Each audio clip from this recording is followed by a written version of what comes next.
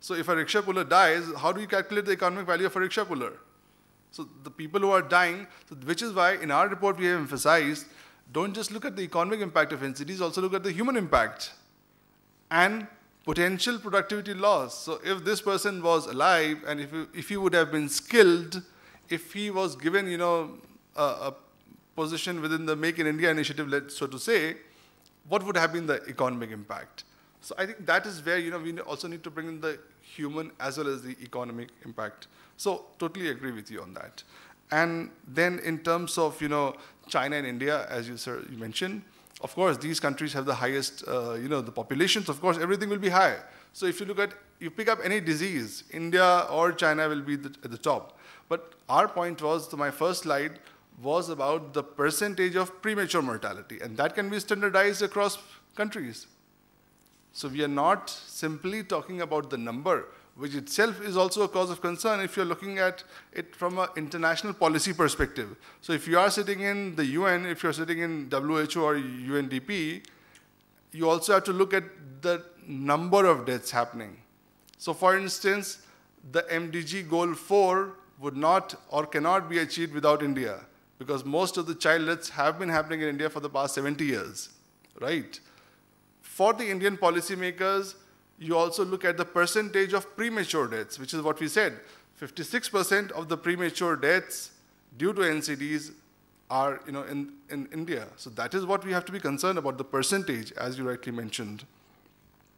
And China, if you look at China, the premature deaths as a percentage is only 36%. So I'm not saying, match China in terms of the numbers, but, the percentage of deaths which are premature. In terms of metabolic risk factors, what we argue is that do not burden primary health systems with something which they are not good at. So the evidence suggests that primary health systems are not good at, managing these behavioral risk factors. So dissemination and, publicity and whatever, addressing the behavioral risk factors should be outsourced to some private company. Somebody else should do it. So primary health systems should do what they do best, which is screening of the risk factors, these 4 major risk factors which cause 55% of all the chronic diseases, deaths in the country, and treatment of borderline cases, meaning, if somebody has low, just borderline case of BP or whatever, or they can just refer, based on, whatever the decision of the physician is. Yep. Yeah. Thanks for the comments, but let me address one or two things. I think the contention raised by Professor Jain is somewhat valid in a way that, though Ali told we have done comparison, but you see, even as a demographer, I must tell you that, well, the comparison will not get contradicted, even if you do a standardization to the population structure. But only contention that remains, perhaps is very difficult to digest and compare, is prematurity. The concept of prematurity is very much age-driven. So when you have a longevity larger, what you say prematurity, and when you have a longevity of 70, what you say prematurity. That is something which has to be somewhat comparatively done.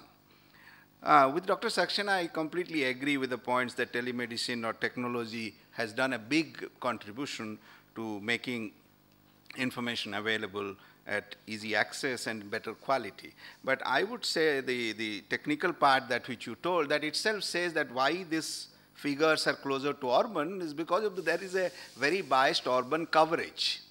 Definitely many of the information side that we have when we analyze, there is a kind of a overlooking or a under coverage of the rural areas. And that is what, that is the crisis with the analysis. That's why the figures are like that. Thank you. Yeah. I think I just want to make one point based on Joseph's comment. See, when we talk about economic impact, I think there are situations now we talk about high morbidity and low mortality. I think states like Kerala, where we live, and an average Malayali lives 23 to 25 years after reaching 55. Now, if he's going to live 25 years, probably he will be getting a lot of diseases. Now, how to cope up with that? What will be the economic impact? I think that is a much larger database required. Basically, even we don't know how many people are having diabetics. In fact, even many of us, we say we don't go for even annual health checkup. Many institutions you have annual health checkup. Many of them don't go.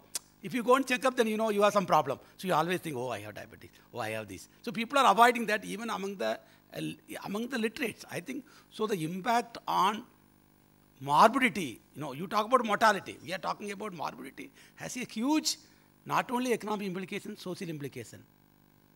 For example, look at the accidents in Kerala. A fellow dies in the age of 31, just having one child, just a child. You see, the wife has to, there's a lot of social implication, I think. So if we can do some more economics analysis, but that needs maybe a separate project probably.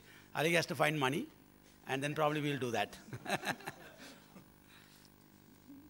Thank you. I think kind of reached 8 o'clock. I'm sorry, we can't take any more questions. You have to interact with the with the speakers during the session. We have a networking session. So I encourage you to please interact with the speakers while networking.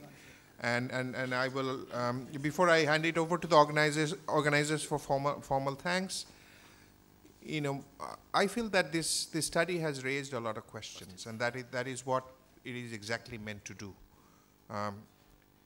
including some of the key ones which I've been grappling with for decades, and that is how would we engage the states and recalibrate the system, and what would be the role of private sector in terms of developing a surveillance system where quite a lot of the action lies.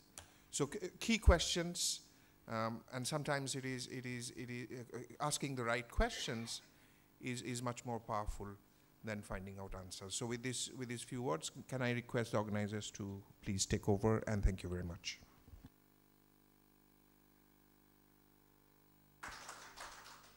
Good evening, everybody. On behalf of ICRIER, I'd like to thank all our speakers and participants who have taken time out to join us for this seminar today. The deliberations we had today were extremely enriching, and I'm sure that they'll add immense value to any future research that is taken up on this subject.